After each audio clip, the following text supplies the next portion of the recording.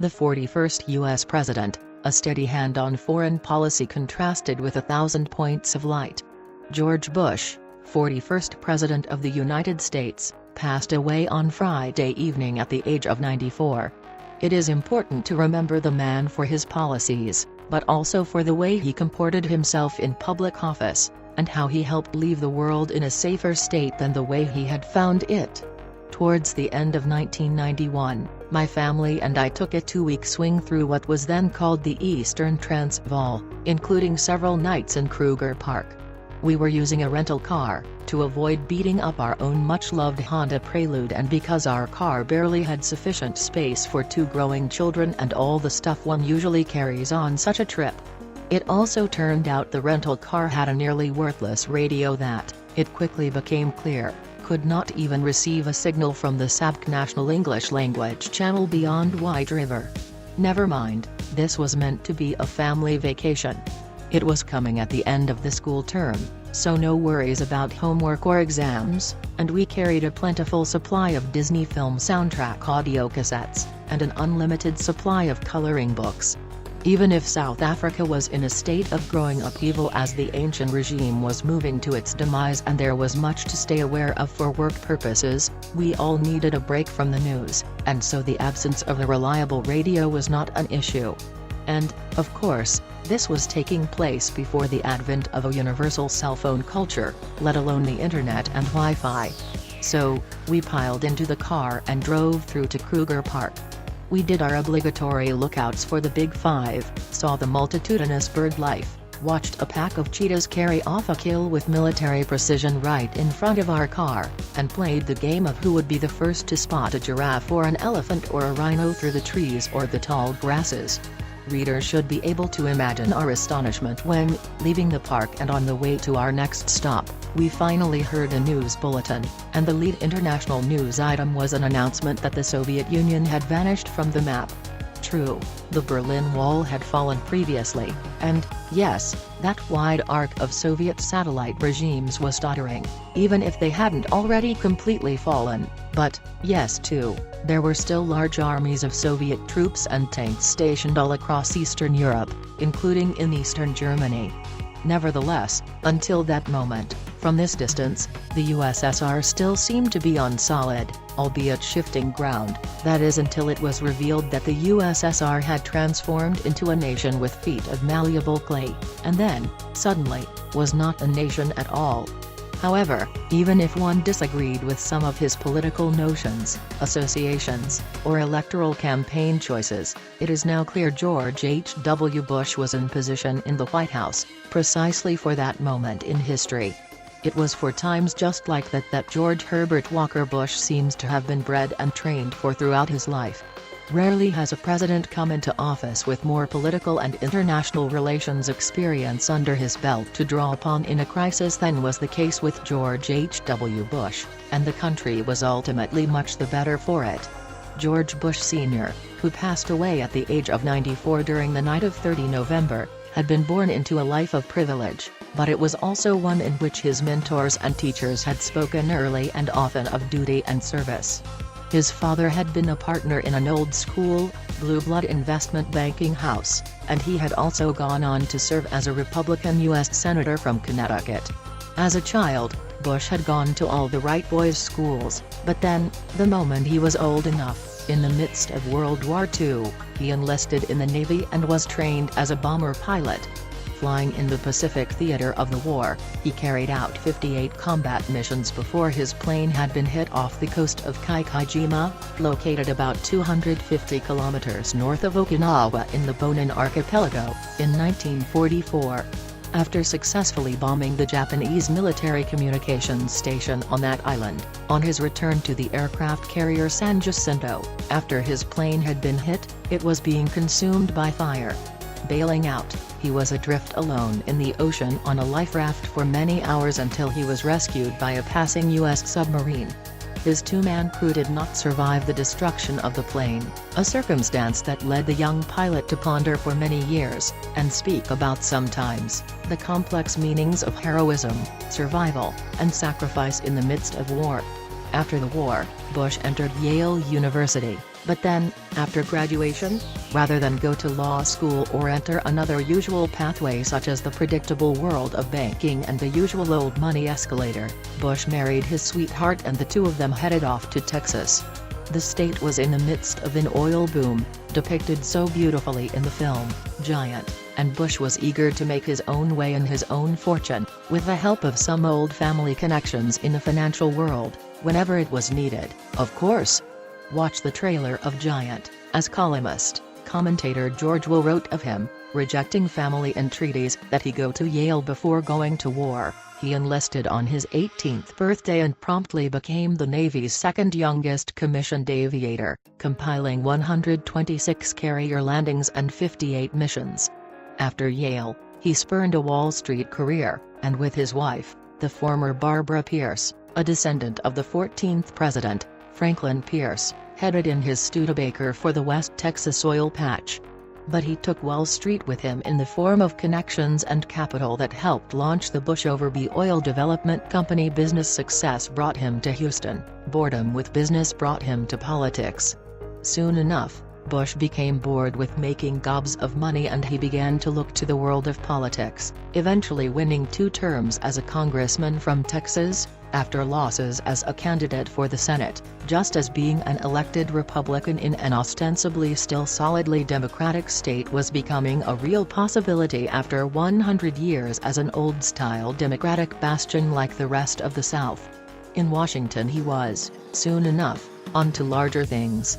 Following 4 years in Congress, he was appointed U.S. Ambassador to the UN, then head of the Republican National Committee, just as President Richard Nixon was increasingly enmeshed in the coils of his Watergate scandal. It has been reported Bush rose to the needs of the times and his party's survival, and he eventually wrote to Nixon to say the time had come for him to resign, but, also, showing a caution that marked many of Bush's political choices, only sent his letter the week Nixon finally resigned from the presidency, and only after the full extent of the rot had been revealed by tape recordings of White House conversations about the Watergate break-in. Then, in the Ford administration, Bush served as U.S. envoy to China, just as the U.S.-China relationship began to grow in its intensity and depth, and then it was on to head the CIA, the job Bush always told interviewers he felt had been the second best job he had ever held.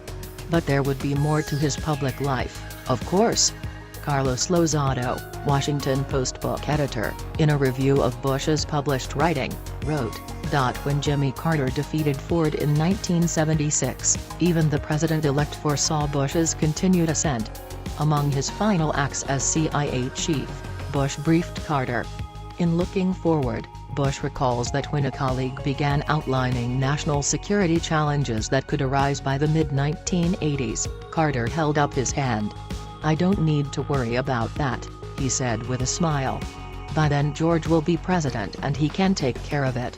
Considered for, but passed over, by Gerald Ford as the appointed president's running mate in the 1976 election in favor of Kansas Senator Robert Dole, Bush began his pursuit of the Republican presidential nomination for the 1980 election. That contest pitted him against a seemingly genial ex-California governor who eventually elbowed Bush out of the way, but who then, surprisingly, picked Bush as his running mate, apparently to both unify the party and to draw upon Bush's reputation as a steady hand and international affairs veteran. After 2 Reagan terms, Bush was now firmly set as Reagan's anointed successor, and he was elected overwhelmingly against a cerebral but hopeless candidate, the Democratic governor of Massachusetts, Michael Dukakis. For his own running mate, Bush selected the nondescript Indiana Senator, Dan Quayle, perhaps because it made Bush look so much better by comparison. George H.W. Bush announces Dan Quayle as his running mate. The harder-edged political operative side of Bush's character was in evidence in this election, with the retention of Lee Atwater as campaign media strategist. The Bush campaign successfully painted Dukakis as an elitist, out-of-touch New England liberal, despite Bush's own deep New England roots and his own firm place among the old money elite. Atwater's talents were most thoroughly in evidence in that infamous Willie Horton campaign commercial that insinuated someone like candidate Dukakis would allow multiple murderers like Willie Horton, who had been released from prison after one killing before committing another, to run free rather than face the wrath of the law, or even the death penalty, for their sins. Cynical observers, noting the potency of that commercial and the way it conflated Horton and Dukakis, argued that some voters might well be forgiven for subliminally thinking Dukakis' running mate was Willie Horton after watching the ad a few times. The infamous Willie Horton ad, once in office, it soon enough became clear that global events were not about to allow the Bush administration to be a simple continuation of Ronald Reagan's Cold Warrior-style relations. Yes, Ronald Reagan had gone to Berlin and spoken at the wall, beseeching Soviet Premier Mikhail Gorbachev to tear it down, but it was the Germans who effected the actual demolition themselves in late 1989, when Bush had already been elected. The Berlin Wall falls. Many of Bush's advisers had urged him to go to Berlin to take the obvious victory lap, but Bush himself elected to allow the German people and their leaders to claim the moment for themselves, and thereby turn the event into a genuine demonstration of the power of people to set out their own destiny. Moreover, despite the caution from some about the wisdom of reunification of the two German states into one large nation, Bush threw his weight, and thus that of his government, behind the idea that reunification was a legitimate expression of German desires, after nearly half a century of the division into East and West, that reunification could help bring the Cold War to a successful conclusion. As the USSR splintered into Russia and 14 other nations, and as the Warsaw Pact nations went their own ways, the Bush presidency kept its enthusiasms in check for any "we won chanting, so as not to rub this disintegration into the psyche of Russians and thus give aid and comfort to any revanchists eager to keep the USSR together by force if needs be. In fact, Bush had seen an ally and something of a kindred spirit in Mikhail Gorbachev. As Bush said of their growing friendship, he could sit down and just talk. I thought I had a feel for his heartbeat. Openness and candor replaced the automatic suspicions of the past. Bush meets Gorbachev. Instead, the U.S. gave support for drawing Russia into the global economic and financial institutions as well as providing more tangible, material support via funds that assisted newly emerging democratic traditions in the successor states. At least for a generation, this approach seemed to be the upward arc of U.S.-Russian relations and for Russia's place in the world, going forward. That is, at least until Vladimir Putin declared the breakup of the old Soviet Union to be the worst catastrophe of the 20th century. A very different challenge faced the Bush administration, and 41's response highlighted the natural caution, or prudence, of his foreign policy.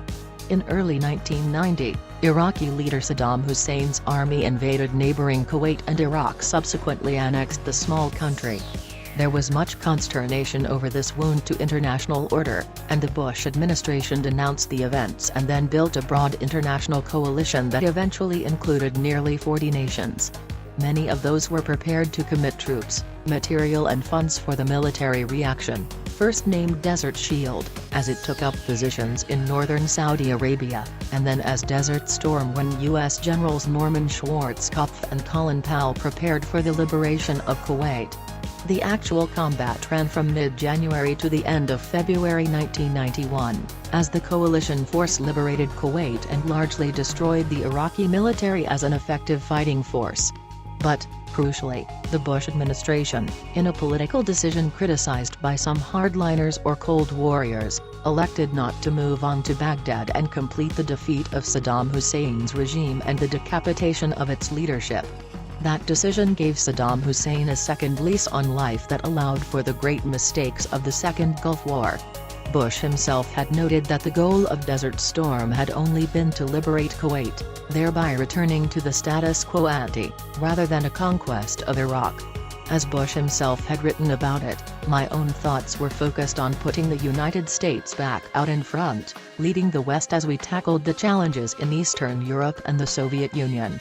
Bush had trouble, perhaps, making the public case for action in the Persian Gulf, also writing, "I am not good at that," although he explained privately in a diary entry, "Saddam Hussein will get out of Kuwait. and the United States will have been the catalyst and the key in getting this done, and that is important.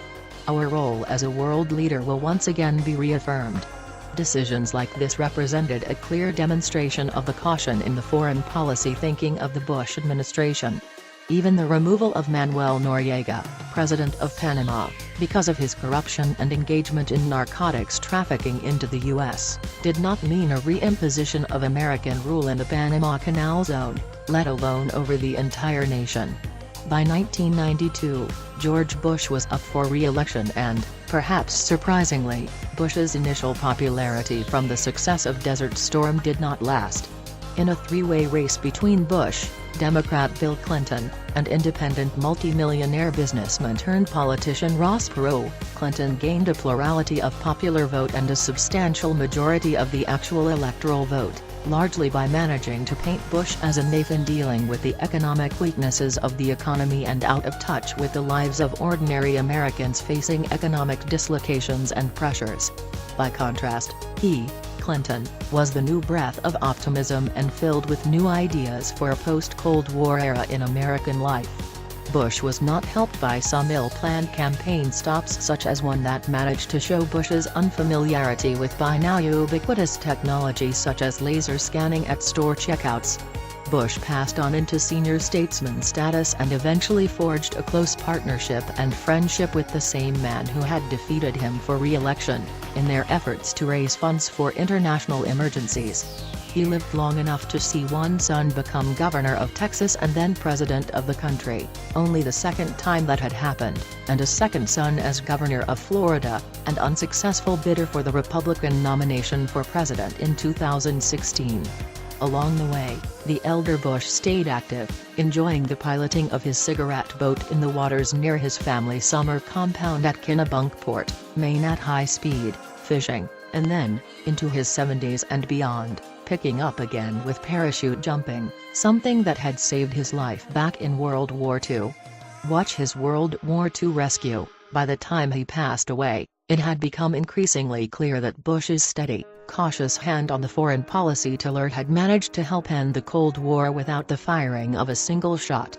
George Will summed up the late president, writing, "George H.W. Bush was caught between worlds. As president, he could be himself at last. He was, by then, an Eisenhower Republican, whose prudence was displayed first when the Berlin Wall came down, next when Saddam Hussein invaded Kuwait, and Bush, when expelling him, stopped short of invading Iraq. Presiding over the orderly end of the Cold War and the vast coalition for Desert Storm, Bush earned the lasting admiration of a discerning posterity, a judgment more important than the one rendered by the undiscerning electorate that in 1992 limited him to one term. While his domestic policy agenda has been less well remembered, it is important to recall that it was under his urging that the Americans with Disabilities Act was passed and came into effect, dramatically changing the access of and participation by disabled Americans in society. His civility came through in his hopes for a kinder, gentler America and for 1,000 points of light to restore the virtues and vigor of volunteerism. George Bush will have a state funeral in Washington, and then his remains will be buried on the grounds of his presidential library in Texas. When George Bush's wife Barbara passed away earlier in 2018, the family had asked Donald Trump not to attend, perhaps in response to some of the harsh criticism the Bush family had endured at the hands of Donald Trump over the years. This time around, Trump has said he will attend the ceremonies for the late president. Hopefully, Trump will allow the solemnity of the occasion to be the true focus of this event, even if there are those who may draw comparisons to how the former and current president handled their public duties.